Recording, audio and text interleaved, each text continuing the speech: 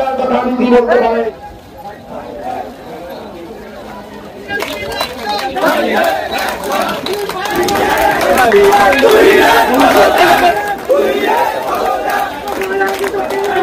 সামনে তো সব করুন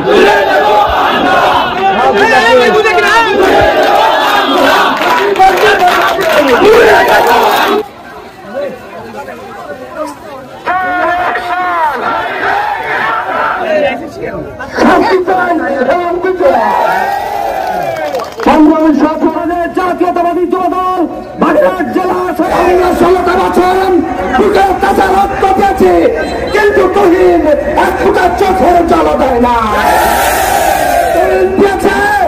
ওই খালেক তালুকদারকে মাছ আর মাংস কোটি কোটি টাকা।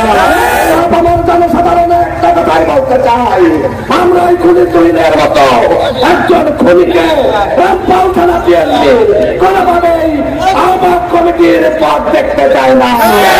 এক্ষুনি পদত্যাগ করতে হবে। করেছে একটা মামলাও খাই নাই আওয়ামী লীগ প্রতিবাদের আমলে, তাও এখন আওয়ামী লীগকে দায়িত্ব নিয়েছে।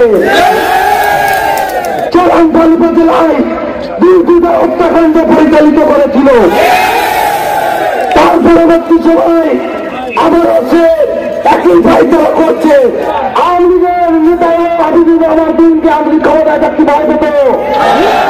উপজেলা নির্বাচনের পর উপজেলা চেয়ারম্যান ভাইস চেয়ারম্যান মিস্ত্রি আওয়ামী লীগের অফিসে কাটিয়ে তার বাড়িতে গিয়েছিল। কারণ হাবিবুর রহমান দিনকে আমাদের সেটাই খালেদ তালুকদার শুনতো।